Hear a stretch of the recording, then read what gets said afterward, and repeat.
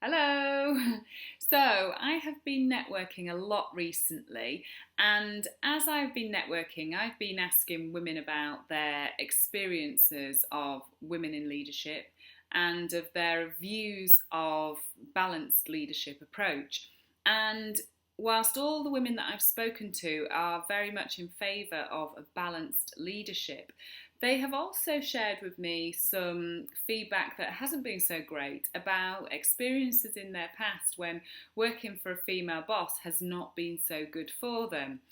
And there's a couple of pieces of information that I had in the back of my mind that made me think about this a little bit more. The first being a Gallup poll that was taken in 2013, where 40% of women said that they would prefer to work for a man.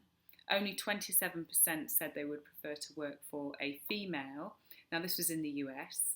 And also, another article that I'd read where, when questioned about a time or a pivotal person in their career, many women had come up with a pivotal person, somebody who had changed the course and supported the course of their career development in their past. But 9 times out of 10, this was a man. It was very rarely a woman. Now, of course, that's mainly to do with the fact that more men hold senior positions, so it's more likely that you will have been mentored and supported by a man rather than a woman.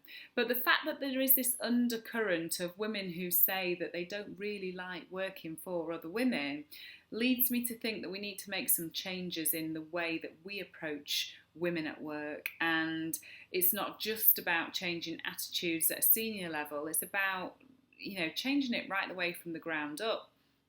So what can we do? Well, I think first of all we need to lose the queen bee syndrome. So, when women, particularly women who perhaps have held senior management positions for the last 5, 10 or more years, where they had to work really hard to get into those positions, they made sacrifices.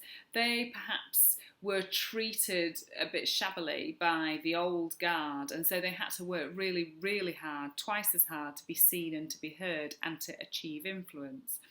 When those women have got into those senior management positions, they've created this sort of protective zone around themselves, and they're not necessarily open or willing to let other women in. And also, they perhaps feel a sense of entitlement and feel that they feel that other women should need to have worked as hard as they did to get what they've achieved. And whilst I understand that, I get that, I don't think that it's the way forward.